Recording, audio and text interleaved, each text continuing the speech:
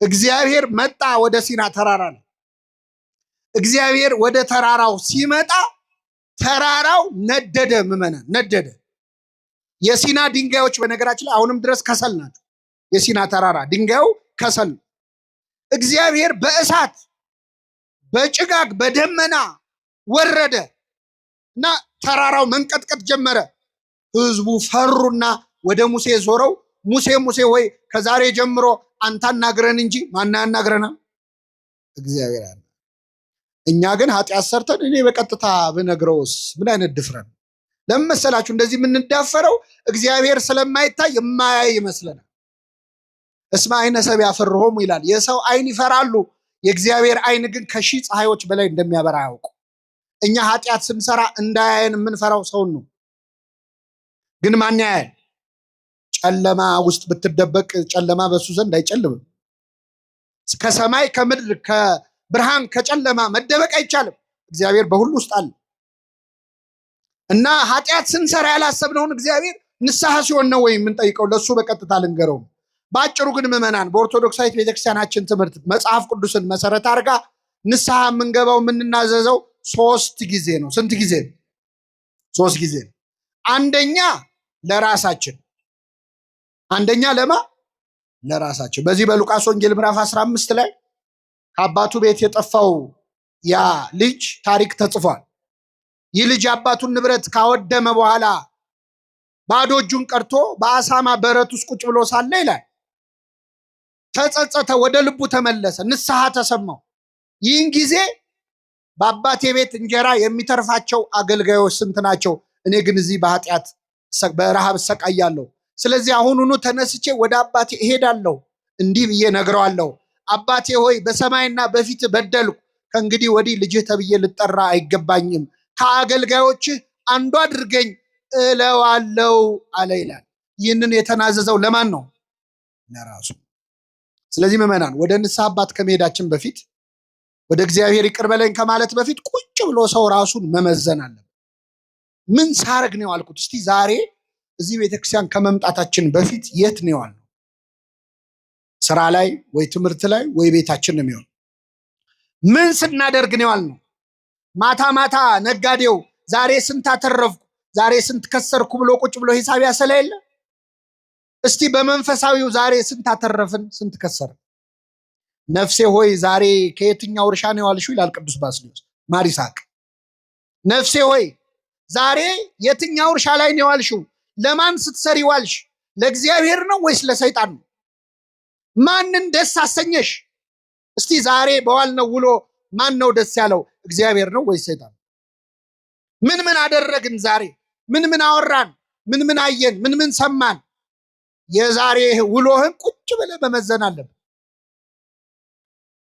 ስለዚህ የመጀመሪያው ኑዛዜ ለራስ፣ ሁለተኛው ለካህናት ነው። ለካህናት እንድንናዘዝ የእግዚአብሔር ፈቃድ ነው። እኔ 3 ጥቅሶች ነግራቸዋለሁ። ነገር በ3 ይጸናል። አንደኛ መጽሐፈ ኢያሱ ምዕራፍ 7 ከቁጥር 7 ኢያሱ 7:7 ላይ አካን ለተባለ ሰው የእግዚአብሔር ነቢይ ሌዋዊው ኢያሱ የነዌ ልጅ ማለት ነው አንድ ቃል ተናግሮታል። አቆመውና ምን አለው? ልጄ ሆይ ያደረከውን ንገረኝ፣ ለእግዚአብሔር ተናዘዝ አለ። እስኪ በሉ ያደረከውን በሉ እንጂ ንገረኝ፣ ለእግዚአብሔር ተናዘዝ። ለማን ተናዘዝ? ያደረከውን ምን በለኝ? ለካህናት መናገር፣ ለእግዚአብሔር መናዘዝ። እኛ ለቄሱ አይደለም የምንናገረው። ለማን ነው? እነሱ ምስክሮች ናቸው። አዕይንተ እግዚአብሔር ይላቸዋል ቅዱስ አትናቴዎስ በቅዳሴው። እግዚአብሔር አይን ፊት ነው እያወራችሁ ያላችሁት፣ ለካህኑ አይደለም፣ ለአይኑ ነው። በካህኑ አይንነት የሚያይህ እግዚአብሔር ነው። ካህኑ ምስክር ነው። ምህረት ይቅርታ የሚሰጠው እግዚአብሔር ነው። ካህናቱ ኃጢአታችንን ሰምተው ሲጨርሱ ከኃጢአት ማሰሪያ ማን ይፍታህ ነው የሚሉት። እኔ ፈትቻለሁ አይሉ፣ ፍቱ እኮ ብሏል። ግን እነሱ መልሰው የሰጣቸውን ይሰጡታል። በጣም የሚገርም ነው። እና ለእግዚአብሔር ክብር ስጥ፣ ያደረግከውን ንገረኝ፣ ለእግዚአብሔር ተናዘዝ አለ። አንድ ሁለተኛ የማቴዎስ ወንጌል ምዕራፍ 3 ቁጥር 18 ላይ በዮርዳኖስ ማዶ ዮሐንስ ያጠምቅ በነበረ ጊዜ ሊጠመቁ የሚመጡት ሰዎች ኃጢአታቸውን ይናዘዙ ነበር ይላል። በብሉይና በሐዲስ መካከል ላይ መጥምቁ ዮሐንስ ንስሐ ይሰማ ነበር። ህዝቡም ኃጢአታቸውን ለዮሐንስ ምን ይሉ ነበር? ይናዘዙ ነበር። ሶስተኛ የሐዋርያት ሥራ ምዕራፍ 19 ቁጥር 19 ላይ ያመኑት ሁሉ በሐዋርያት ፊት መጥተው ኃጢአታቸውን ይናዘዙ ነበር። ስለዚህ ኃጢአታችንን ለካህናት ለተመደቡ ለሌዋውያን ካህናት፣ ለመጥምቁ ዮሐንስ፣ ለ12ቱ ሐዋርያት እንድንናዘዝ የማን ፈቃድ ነው? የእግዚአብሔር ፈቃድ ነው። ሐዋርያትን ደግሞ ጌታ ሊለያቸው ሲል ምን አላቸው? እስከ ዓለም ፍጻሜ ድረስ ከእናንተ ጋር ነኝ ብሏል። እስከ ምን ድረስ? ሐዋርያት አሁን ሰማዕታት ሆነው ሞተዋል፣ እነሱ የሉም። እስከ ዓለም ፍጻሜ ያለው አሁን እዚህ ከምታዩቸው አባቶች ጋር ከሐዋርያት ጋር የነበረ አምላክ ከኛም ጋር አለ። ኃጢአታችንን ለካህናት የምንናገረው የማን ፈቃድ ስለሆነ ነው? የእግዚአብሔር። ካህናት ደግሞ ለመረጃ አይደለም፣ ሰምተው ሲጨርሱ ጸሎት አድርገው ምክር ይሰጡናል። አንድ ከኃጢአት መከልከል እንድንችል ቀኖና ይሰጡናል፣ እሱን እንመጣበታለን። ሌላው ግን ኃጢአት ይቅር ማስባል ስልጣን ሰጥቷቸዋል። የማቴዎስ ወንጌል ምዕራፍ 20 ከቁጥር 23 ላይ እፍ አለባቸው፣ መንፈስ ቅዱስን ተቀበሉ፣ ይቅር ያላችኋቸው ኃጢአታቸው ይቀርላቸዋል፣ የያዛችሁባቸውም ተይዞባቸዋል። ስለዚህ ለካህናት የምንናዘዘው እግዚአብሔር ፈቃድ ስለሆነ ነው። ሶስተኛው ለካህናት ስንናዘዝ በዛው ለማን የምንናዘዘው? ለእግዚአብሔር። ይህን ካየን ምዕመናን እንዴት እንናዘዝ የሚለውን ደግሞ ማየት ያስፈልጋል። ብዙ ጊዜ አሁን ንስሐ መግባት ስናስብ የሚፈትነን ፈተና፣ አሁን እዚህ ጉባኤ መሀል ያላችሁ ሰዎች ንስሐ መግባት አትጠሉም፣ ትፈልጋላችሁ። ጸሎታችሁም ነው እግዚአብሔር ለንስሐ ያብቃኝ እንላለን አይደል? አዎ። ግን አብዛኛው ሰው አሁን መግባት አይፈልግም። ንስሐ መግባት ይፈልጋል፣ ግን አሁን መግባት አይፈልግም። እንደውም አንዳንድ ሰው ለንስሐ ሞት አብቃኝ ይላል። ለምን ሞት? ስለዚህ ይሄ ሰው የቅዱ ንስሐ መግባት የፈለገው መቼ ነው? ሊሞት ሲል። ንስሐ መግባት መቁረብ የምናስበው ልንሞት ስንል ነው። መቼ ነው የምንሞተው? እኔ የኔን አላውቀውም፣ እናንተ ታውቁታላችሁ። እንደሚያውቅ ሰው ሆነን ልሞት ስል ብለን ነው የምናስበው። አሁን የሶሻል ሚዲያ ዘመን ነው፣ የዩቲዩብ የቲክቶክ የምን ዘመን። አንድ በእድሜ ጠና ያሉ እናት ወይ ትልቅ ሰውዬ ሽማግሌ አባት ከእድሜያቸው ጋር የማይሄድ ነገር ሲያደርጉ ቪዲዮ ሰው ሲያይ ምንድን ነው የሚለው? እርስዎ እንዴት በመቁረቢያ ወት ይላል። በምን ወት? ብዙ ሰው መቁረቢያ ሽምግልና ነው ብሎ የሚያስብ። እግዚአብሔርን በቃ ኃይላችን ሲደክም ማስታወስ ነው የምናስብ። በጉብዝና ወራት ፈጣሪህን ምን በል ደስ አያሰኙም የምትላቸው ዘመናት ሳይመጡ ይላል። ደስ አያሰኙም የምትላቸው አይንህ ሳይደክም ትንሹ ነገር ሳይረብሽ፣ አቤት ስታነቡት እንዴት ደስ ይላል። በጉብዝና ወራት ብሎ ሲዘረዝረው ሳትዝል ሳትደክም፣ ጆሮ መስማት ሳያቆም፣ አይንህ ሳይፈዝ፣ ሁለቱ መስኮቶች ላይ ያሉ ይላል። ሁለት መስኮት የተባሉ አይኖች ናቸው። እኛ ግን የምናስበው ስንደክም ንስሐ መግባል። እግዚአብሔርን የመጨረሻ ጉዳይ አድርገነዋል። በእውነት ይቅር ይበለን አምላካችን። አንዳንድ ሰው ደግሞ አይኔ እኮ ንስሐ መግባት እኮ አልጠላም ገባለሁ፣ ግን አሁን ንስሐ በገባ ተመልሼ ኃጢአት መስራቴ አይቀርም። ስለዚህ ትንሽ ልስተካከልና ከዛ በኋላ ንስሐ ገባለሁ። የሚያስተካክለን ማን ነው? እግዚአብሔር። ስስተካከል ንስሐ ገባለሁ ብለህ የምታስብ ከሆነ መቼም አትስተካከልም። ምክንያቱም የሚያስተካክለን ማን ነው? እስቲ አሁን ገላችንም በየቀኑ በየሁለት ቀኑም በሳምንትም ያው ውሃ ይጠፋል ብዬ ነው፣ በሳምንትም በወርም እንታጠባለን። ከታጠብን በኋላ እንቆሽሻለን አንቆሽሽ። ስለዚህ መቆሸሻችን ለማይቀር አንደኛውን ጠርቀምቀም ሲል ከሬሳ ጋር እንታጠብ የሚል ሰው አለ? የለም። እንደምንቆሽሽ እያወቅን እንታጠባለን። ኃጢአት እኮ ቆሻሻ ነው ምዕመና። ከዚህ በኋላ ኃጢአት ሰራለሁ። በጣም ብዙ ሰው ንስሐ የማይገባው ኃጢአቱ ከብዶት አይደለም፣ ከኃጢአት መገላገል ሳይፈልግ ቀርቶ አይደለም፣ ለወደፊት ሊሰራ ላሰበው ኃጢአት ሲል ያልሰራ ነው ኃጢአት አለ ገና። አሁን ብዙ ሰው ቁረቡ ሲባል የሚፈራው ከዚህ በኋላ ሊሰራ ያቀዳቸው ኃጢአቶች ስላሉ። እግዚአብሔር እንዴት ያየን ይሆን? በእውነት በጣም ይገርማል። እና ጠላቴ ሆይ በወድቅ እነሳለሁ። ሰዓታታችን ሲጀምር እንዲህ ብሎ ነው፣ እመኒ ወደቁ ትነሳ፣ በወድቅ እነሳለሁ፣ ወእመኒ ሆርኩ ውስተ ጽልመት፣ በጨለማን ብመላለስ እግዚአብሔር ያበርህ ሊተ፣ እግዚአብሔር ያበራልኛል ብሎ ነው። ብንወድቅ የሚያነሳን ማን ነው? ስለዚህ ለምን ወደቅ አይልም፣ ለምን አልተነሳም ነው። ክርስቶስ አሁን ሊፈርድ ቢመጣ ለምን ኃጢአት ሰራችሁ እኮ አይደለም የሚለው፣ ለምን ንስሐ አልገባችሁም? ለምን ወደቃችሁ አይደለም፣ ለምን አትነሱ? እሱ ይቅር ማለት ሳይሰለቸው እንዴት እኛ ይቅር በለም ማለት ይሰለቻል? ስለዚህ ኃጢአታችንን መናዘዝ አለብን። ኃጢአቱን የሚሰውር አይለማም ይላል። ኃጢአትን ስትደብቀው እግዚአብሔር ይገልጥብሃል፣ ስትገልጠው ይደብቅልሃል። ራስን ስትከስ ከዲያብሎስ ክስ ትድናለህ። ዲያብሎስ ይሄን ሰርቷል እኮ ሲል አዎ እንደሰራማ ለእኔ መጥቶ ነግሮኛል ይላል እግዚአብሔር። አንተ ስትደብቀው ግን ዲያብሎስ ያንን ወስዶ ቁስልህን እየነካካ ሲኦል እንድትገባ ነው የሚፈልገው፣ እንድትኮነን ነው እያስታወሰ። ስለዚህ ብዙ የሚቆጠር ኃጢአት ስላለን እግዚአብሔር ፊት እንግለጠው ኃጢአታችን።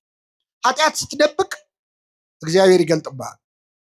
መጽሐፍ ቅዱስ ላይ ኃጢአቱን የደበቀ የአንድ ሰው ታሪክ አለ። ነቢየ እግዚአብሔር ዳዊት ነው። መቼስ ያው ስለተጻፈ ነው። ዳዊት ብዙ ጽድቅ የሰራ ነው፣ ግን ኃጢአቱም ተጽፏል። መጽሐፍ ቅዱስ ጥሩ ጥሩ ታሪኮች ብቻ አይደለም፣ መጥፎ ታሪኮችም ተጽፈዋል። ክፉ የሰሩትም ተጽፏል፣ ደግ የሰሩትም ተጽፏል። ለምንድን ነው? ተስፋ እንዳንቆርጥ ነዋ። እኛ ክፉዎቹ የወደቁት ሲነሱ አይተን እንድንነሳ። ዳዊት መጀመሪያ ኃጢአቱ ምንድን ነው? ስራ መፍታት። ስራ ስንፈታ ብዙ ጊዜ ሰይጣን ስራ ይሰጠናል። የሰይጣን የሚሰጠን ስራ ደግሞ ኃጢአት እና ዳዊት ስራ ፈቶ በሰገነቱ ሲመላለስ ቤርሳቤ የተባለች ሴት ከወር ልማዷ ነጽታ ነበርና ገላዋን ስትታጠብ አየ። ተመለከተ ብቻ አይደለም፣ መርዞ አያት፣ በደንብ አያት። ስለዚህ ልቡ በዝንቡት ጦር ተነደፈ። ማናት ብሎ ጠየቀ። የኬጢያዊው የኦርዮ ሚስት ናት አሉት።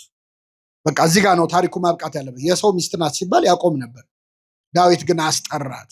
ብዙ ጊዜ ማመንዘር የሚመጣው ባለትዳር ነው፣ ባለትዳርና ከተባለ በኋላ ጨዋታው ይቀጥላል። የሰው ሚስት ናት ሲባል ማቆም አለበት። ዳዊት ግን አስጠራት፣ አስመጣት፣ አስነወራት። መጽሐፍ ቅዱስ ባልና ሚስት የሚያደርጉትን ሩካቤ አወቃት ይላል። አዳምም ሚስቱን ሔዋንን አወቃት፣ አብርሃምም ሳራን አወቃት ይላል። በጋብቻ በህግ ከሆነ፣ ከህግ ውጭ ከሆነ ግን አስነወራት፣ ደረሰባት ነው የሚለው።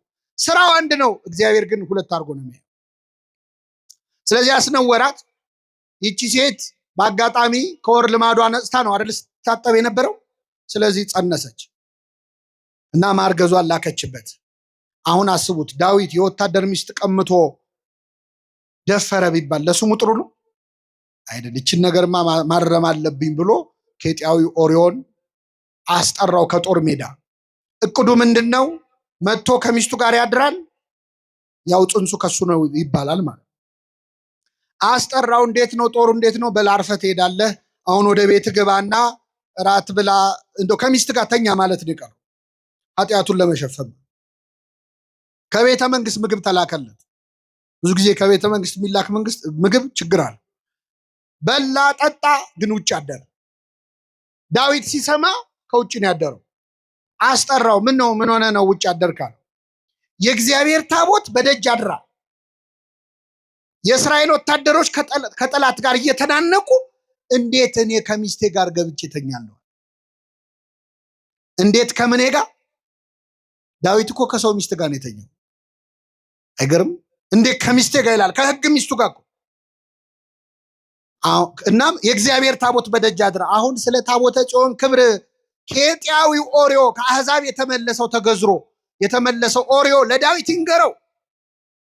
ዳዊት በታቦተ ጽዮን ፊት የዘለለው ዳዊት ማለት ለሱ ከአህዛብ የመጣው ኦርዮ ነገር። አንዳንዴ መንፈሳዊ የምንባል ሰዎች፣ የቤተ ክርስቲያን የምንባልን ሰዎች አህዛብ በልጠው ሊመክሩን ይችላል። ዮናስን አልሰማችሁ? ተነሳና አምላክን ጥራ አሉት እኮ እዛ መርከብ ውስጥ። አህዛብ እኮ ናቸው። ጸሎት አስተማሩት ለዮናስ ለነቢዩ። ከእግዚአብሔር ቃል በቃል የሚነጋገረው ዮናስ ተነሳና ጸልይ ተባለ። አንዳንዴ በኃጢአት ስንደክም ከኛ ሩቅ የተባሉ አህዛብ የተባሉ ሊያስተምሩን ሁሉ ይችላል። ከኔ ጋር ናቸው ምዕመናን። እግዚአብሔር ከሁላችን ጋር ይሁን። ስለዚህ እንዴት ስለ እግዚአብሔር ታቦት ክብር እግዚአብሔር ለምን ይሄን ያጻፈ ይመስላችኋል? አሁን እንደ ዳዊት ለእግዚአብሔር የቀረበ ሰው አለ? ልበ አምላክ ነው፣ ከእግዚአብሔር ጋር የሚነጋገር ነው። ግን በኃጢአት ወደቀ። ኃጢአት ያላዋረደችው ሰው የለም። ኃጢአት ያላዋረደችው የለም። ምዕመናን ማንንም እንዳታምኑ ነው። እገሌ አባት ነው፣ እገሌ መነኩሴ ነው ናቸው፣ እገሌ አጥማቂ ነው፣ እገሌ ሰባኪ ነው፣ እገሌ ዘማሪ ነው፣ እገሌ እኮ ጸሎተኛ ነው፣ እገሊት እኮ እንዲህ ናት ብላችሁ ማንንም ሰው እንዳታምኑ። የፈለገ ጸሎተኛ ቢሆኑ ከዳዊት ይበልጣል? አይበልጡ። ቢፈውሱ ሀብተ ፈውስ የተሰጠው ነው ዳዊት። አቤት መዝሙር ቢባል ከዳዊት በላይ ዘማሪ የለም፣ ሰባኪ። ማንንም እንዳታምኑ። ኃጢአት ያላዋረደችው የለም። ወግታ የጣለቻቸው ብዙዎች ናቸው። ለማንኛውም ዳዊት ድጋሚ ኦርዮን አብልቶ አጠጥቶ አሰከረው። ከሚስቱ ጋር ገብቶ እንዲተኛ ፈልጎ እሱ ግን አልተኛም። አሁንም ለሁለተኛ ጊዜ ውጭ አደረ። ምን ነው ሲለው ታቦተ ጽዮን በደጅ አድራል፣ አንተ አትሰማም ብሎ ደብዳቤ ጽፎ ላከው። ደብዳቤው ይሄ ሰው ይገደል የሚል ነው።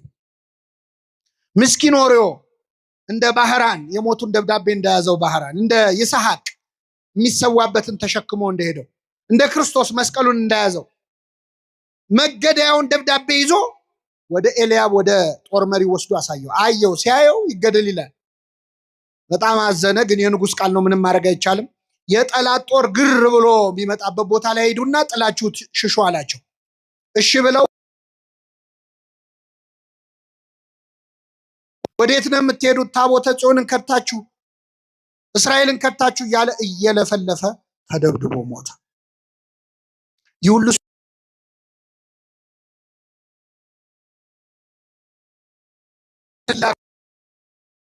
የእግዚአብሔር ነቢይ ናታን በፈረስ ላይ ሆኖ መጣ። ነቢያት በአህያ ላይ ከመጡ አገር ሰላም ነው፣ በፈረስ ላይ ከመጡ ችግር አለ። ምንድነው አለ ዳዊት። ደነገጠ። አረ ንጉሥ ሆይ በአገር ትልቅ በደል ተፈጽሟል። ምን ነው ምን ሆነ አለ። አይ አንድ ሰው አንድ በግ የነበረው ድሃ ሰው ነበረ እና ይህ ድሃ ሰው ከጎረቤቱ ደግሞ ብዙ በጎች ያሉት ባለጸጋ ሰው እና ይህ ሰው ወደ ሩቅ አገር መሄድ ሲፈልግ ይችን አንዲት በግ ለባለ ብዙ በጉ ሰውዬ አደራ ብሎ ሰጠው። ይህ ሰው እሺ ብሎ ተቀበለ። ከዛ እንግዳ መጣበት። እንግዳ ሲመጣበት ብዙ በጎቹ መሃል አንዱን ማረድ ሳስቶ ይህ ሰው አደራ ብሎ የሰጠውን በግ አረደበት። ምን ይመስላል ንጉሥ ሆይ አለው። ይህ ሰው ምናምንቴ ነዋል። ስለ አንድ ፈንታ 4 እጥፍ ይመልሳል። ስንት እጥፍ? ንጉሥ ሆይ ያ ሰው አንተ ነህ አለው። ንጉሥ ሆይ የፈረድከው በማ ላይ ነው? በራስ ላይ። ብዙ በጎች አሉት የተባልከው እግዚአብሔር ባይፈቅደውም ዳዊት ብዙ ሚስቶች ነበሩት፣ ብዙ ቁባት ነበሩ። እግዚአብሔር አንድ ሰው ለአንድ ሰው ነው ያለው። ዳዊት ግን ብዙ ሚስት ነበረው። አንተ ነህ። አንዲት በግ አለው የተባለው አንተን አምኖ ጦር ሜዳ ሄደው ኦርዮ ነው። እንግዳ መጣብህ የተባለው ጊዜያዊ ስሜት ነው፣ ፍትወት ነው። ይህንን ከበጎች ከሚስቶች ከአንዷ ጋር ማሳለፍ ስትችል የእሱን አንዲት በግ አምኖ የሰጠህን በግ አረድክበት። ስለዚህ የፈረድከው በማ ላይ ነው?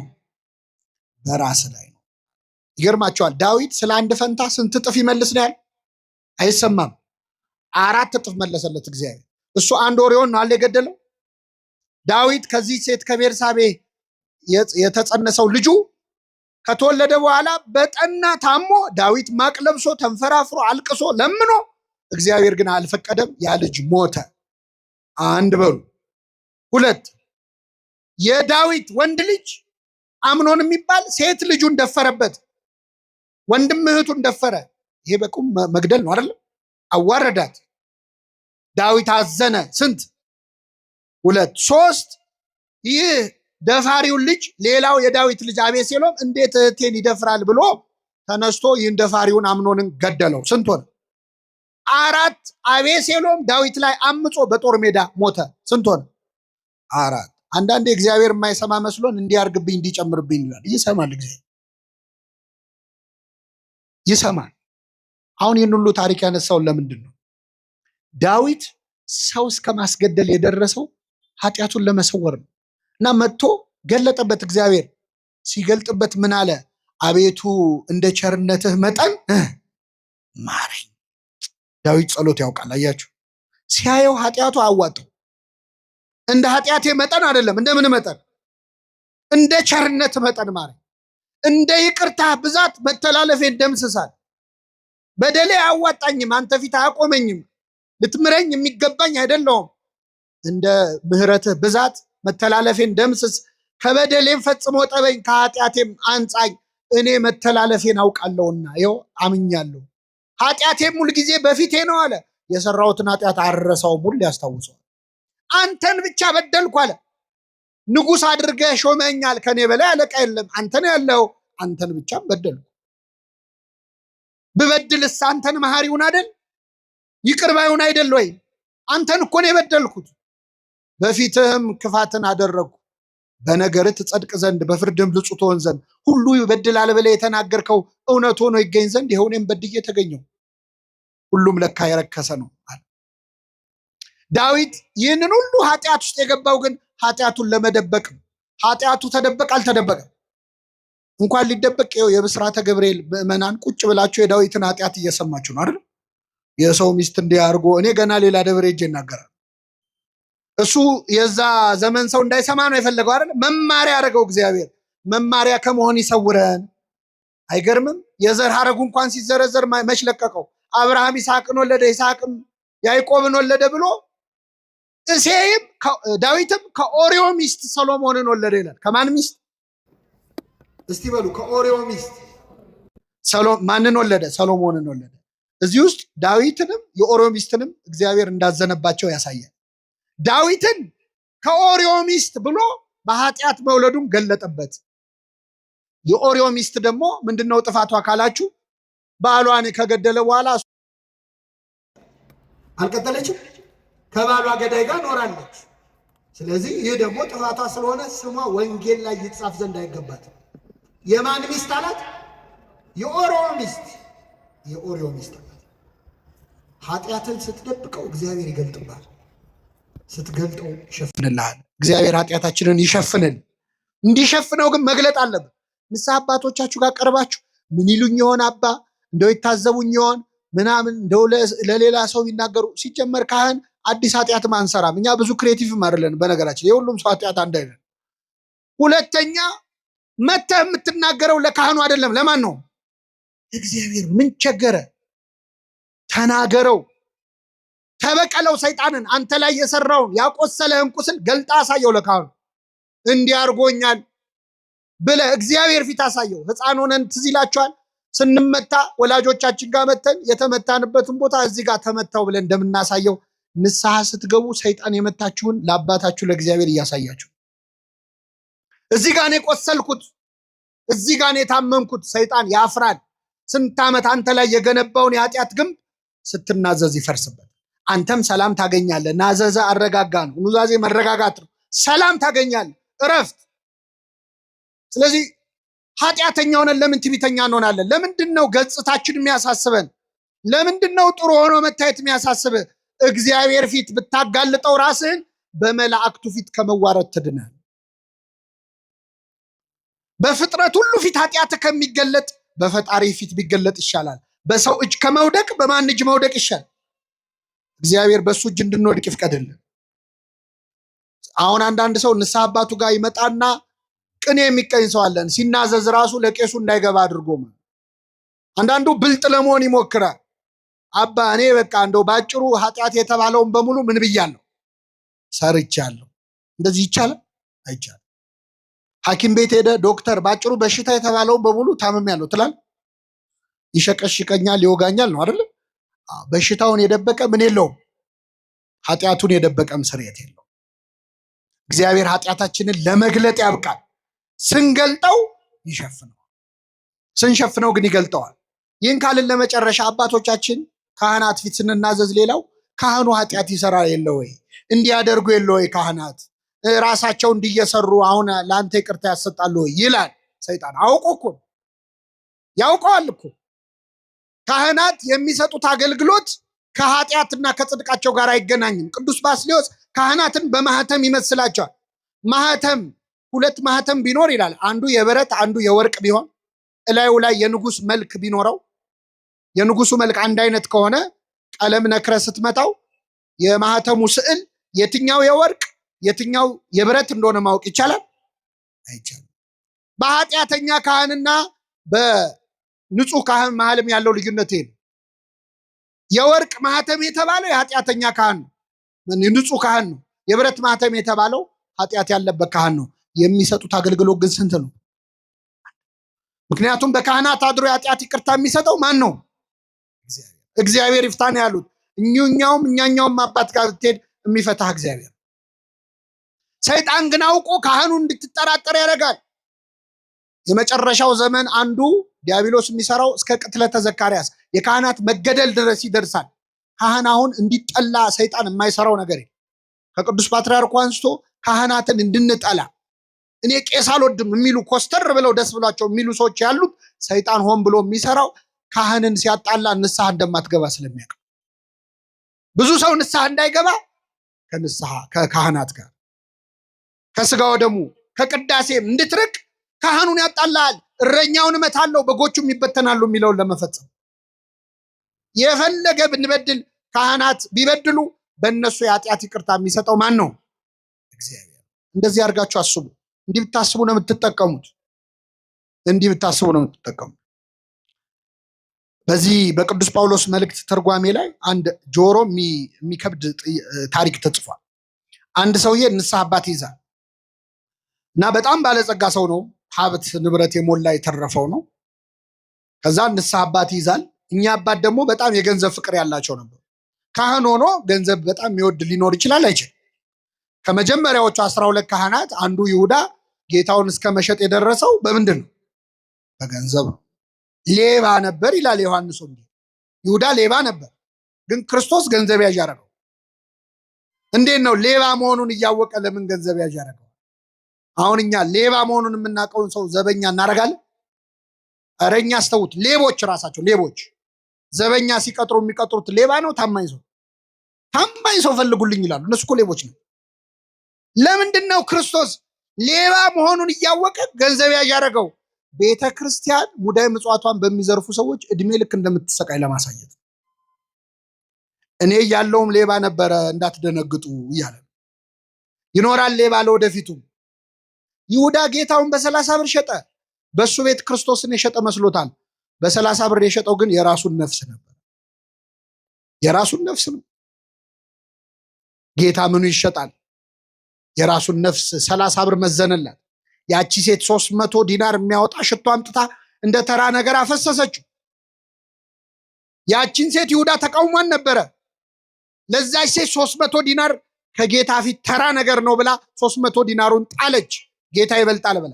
ይሁዳ ደግሞ 30 ብር ይበልጣል ብሎ ጌታውን ጣለ።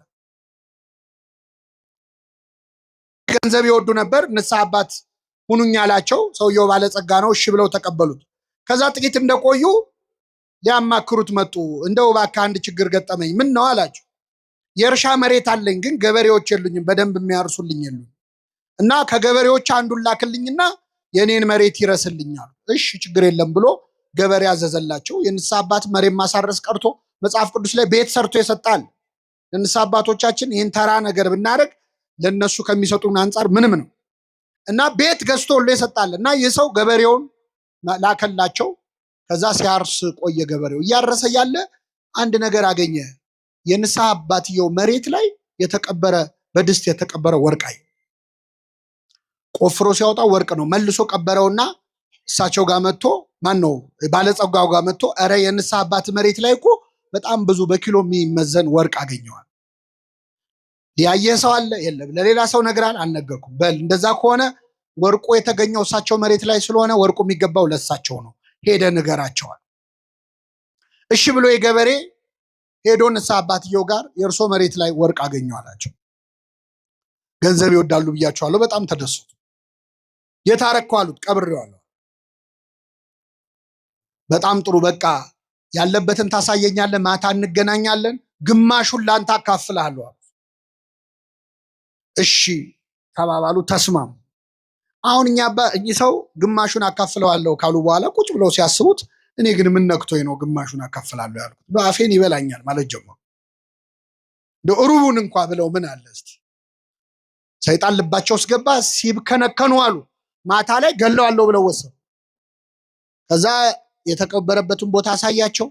እዚህ ነው ብሎ ሲያሳያቸው ግራ ቀኝ አይተው ሰው አለመኖሩን አይተው ይህን ሰው ገደሉት እና ወራጅ ውሃ ውስጥ አሉት። ማንም አልሰማም ብለው ነው። ወርቁ መገኘቱን የሰማ ሰው አለ የለም? ባለጸጋው ሰው ቢጠብቅ አይመጣም የሰው። ከዛ በኋላ በጠዋት ሄዶ ሲያይ እዛ እርሻ መሬት ላይ ደም አየ። ገባው ነገሩ፣ በጣም አዘነ። እኚህ ሰው ገለውታል ማለት ነው። እግዚአብሔር ይፍረድባቸው። እኔ ግን ከዛሬ ጀምሮ መስቀልም አልሳለም፣ ቤተ ክርስቲያንም አልሄድ፣ ስጋ ወደሙም አልቀበልም ብሎ ቀረ። እንደዚህ አይነት ንግግር ሰምታችሁ አታውቁ? ብዙ ሰው አለ እኔ ከዛሬ ጀምሮ የአባ ገሌን መስቀል አልሳለምም የሚል። መስቀሉ የማን ነው?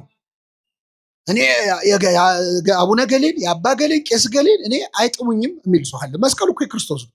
የክርስቶስ መስቀል እንኳን ኃጢአተኛ ካህን ቀርቶ ሰይጣን ቢይዘው አይረክስም። ችሎ አይዘውም እንጂ ሰይጣን ቢይዘው አይረክስም። መስቀሉ መስቀል ነው።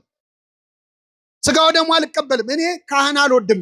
የሆነ ጊዜ የሆኑ ካህን እንዲህ ሲያደርጉ አይቻለሁ። ከዛ በኋላ ከቤተክርስቲያን ቀረው ብለው ደስ ብሏቸው የሚያወሩ ሰዎች እግዚአብሔር የሚሰማ መስሏል። እሳቸውን ለሰሩት ይቀጣቸዋል፣ አንተ ደግሞ ለቀረህበት ትቀጣለህ። ሁለተኛ ካህን ላማህበትም ትቀጣለህ።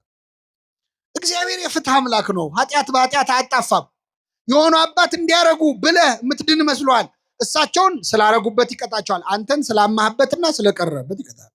በተለያየ ፋይል ነው የሚያየው፣ ያንተ ሌላ የእሳቸው ሌላ። እሳቸው እንዲህ ስላረጉ ምን ያርግ እሱ ወዶ እኮ አይደለም ብሎ አያጣፋለን። እና የሰው ከቤተ ክርስቲያን ቀርቶ ስጋው ደግሞ መቀበል ትቶ ሌሊት በህልሙ አንድ ነገር አየ።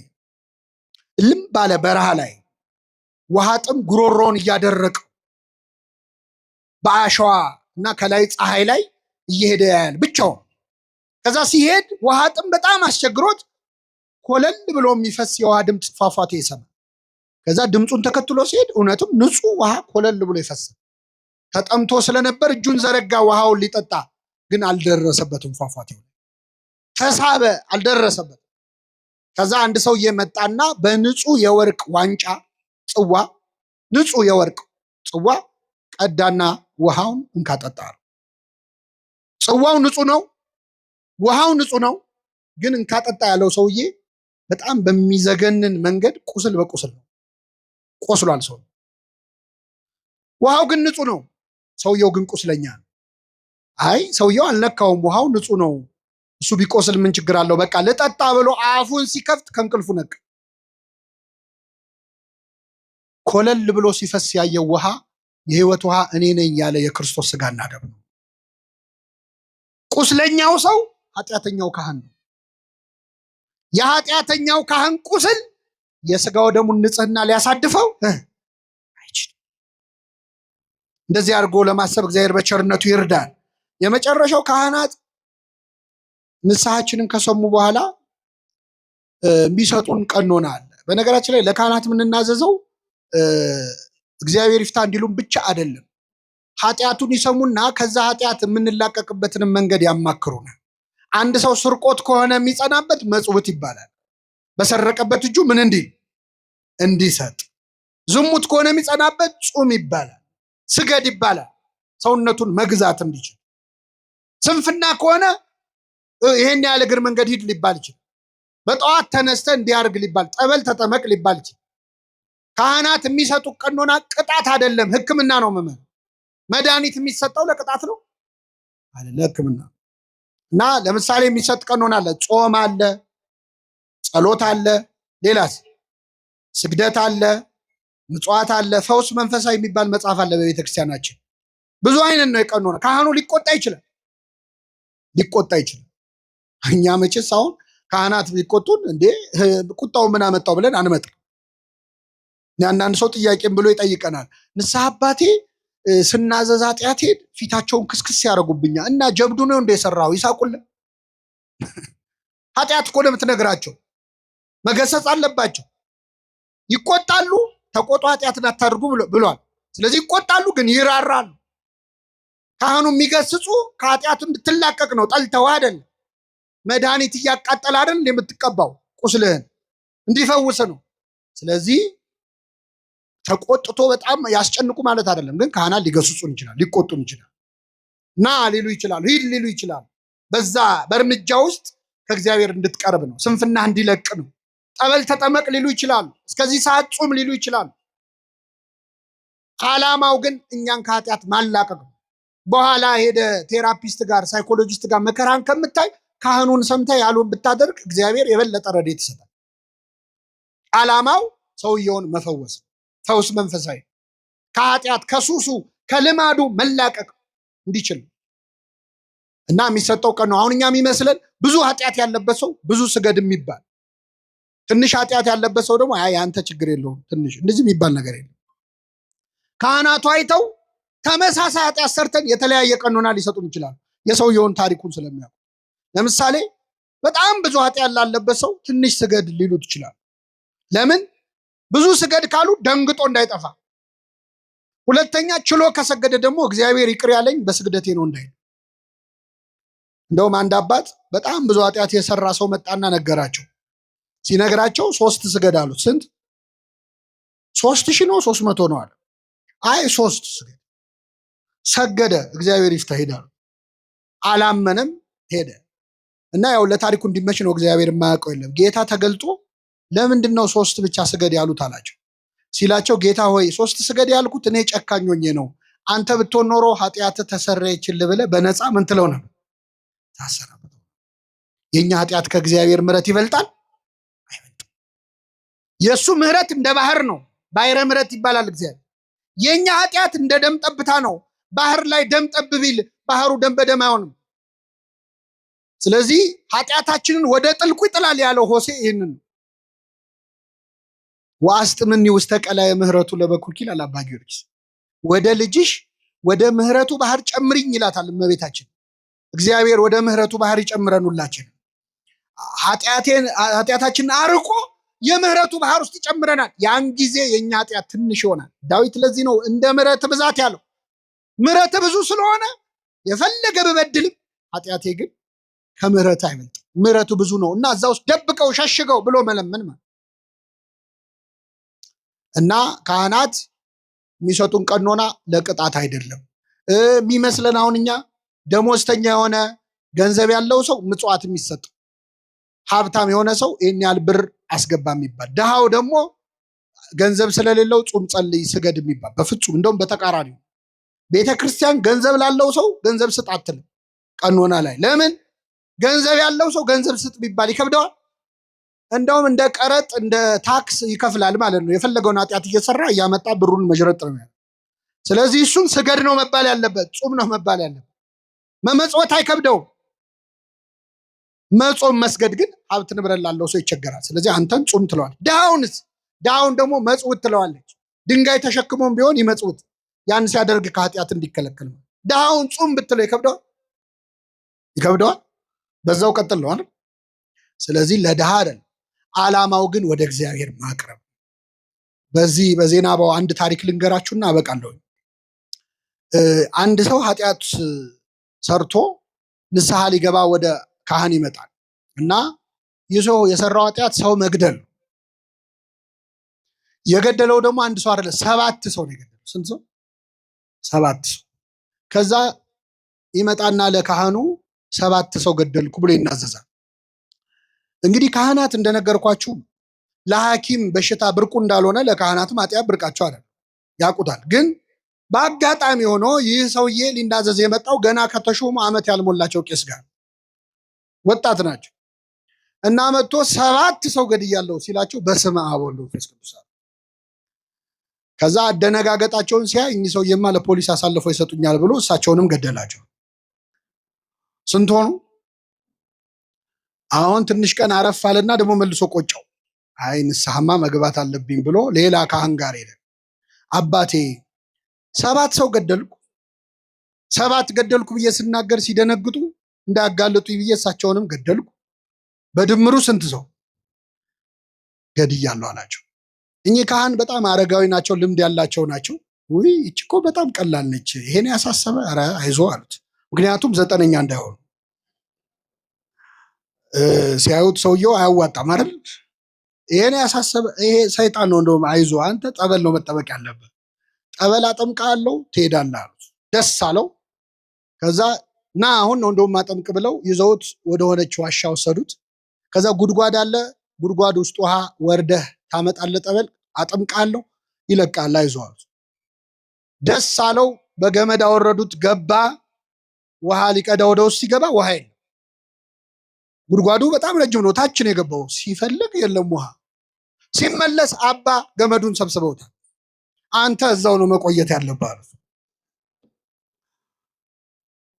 ይገርማችኋል። ይሄ ሰውዬ ውስጥ ሆኖ ይዝታል። ልውጣ ብቻ፣ እኔ እንደሌሎቹ አንተ መግደል አይደለም ቆራርጣለሁ ይላል። ችግር የለውም። እሳቸው በቀን አንዴ ይመጣሉ። ማታ አንዲት ኮዳ ውሃና አንዲት ዳቦ ይጥሉለታል። ይዝታል፣ ይበላል። በቀን አንዴ ነው የሚበላው። ማታ 12 ሰዓት ነው። ምን እያደረገ ነው የሰውዬ? መልሱልኝ። 7 ቀን ጾመ። ይዝታል፣ ይበላል፣ ይዝታል፣ ይበላል። ከዛ እየቆየ ሲመጣ ዛቻው እየቀነሰ ልመና ሁሉ ጀመረ። ኧረ ተው ያስወጡኝ፣ ግድ የሎትም በቃ ምንም አልነካዎትም ማለት ጀመረ። ከብዙ ቆይታ በኋላ ግን ምን አላቸው? ነገ ሲመጡ መጽሐፍ ቅዱስ ይዘውልኝ ይምጡ።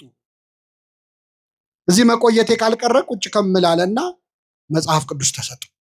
ማንበብ ጀመረ። ከዛ ሲመጡ ምን ይላል? ኧረ የኔ ኃጢአት ሰው መግደል ብቻ አይደለም፣ ኧረ የኔ በደል ብዙ ነው እያለ በየቀኑ ብዙ ኃጢአት መናገር ጀመረ። አይዞ እግዚአብሔር ይቅር ይበል ይሉታል፣ ይሄዳሉ። ዓመት ሆነ፣ 2 ዓመት ሆነ። ቆየ ሰው በጣም በቃ ጸሎተኛ ሆነ።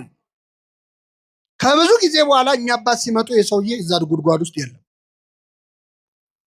ደነገጡ። ያው የእሱ ነገር አይታመንም፣ ቤት በኩል ዞሮ ሊመጣ ነው ብለው። አባቴ ይፍቱኝ የሚል ድምፅ ሰሙ። ቀና ሲሉ አየር ላይ ነው ያለው ሰው። እግዚአብሔር ይፍታሉ። ተሰወረ። በቅቷል ማለት ነው። ከሳቸው በለጠ በቅድስና። አባቶቻችን ጹሙ ጸልዩ የሚሉን ለሰራነው ኃጢአት ሊቀጡን አይደለም፣ ወደ ማን ሊያቀርቡን ነው። እግዚአብሔር የሰማነውን ለንስሐ ያድርግልን። ለጠቅላላ እውቀት አይደለም የተማርነው። ይህንን ድምፅ የሰማችሁ ሰዎች ንስሐ ግቡ። ዛሬውኑ ንስሐ ግቡ። የሰማነውን በልቡናችን ያሳድርብን።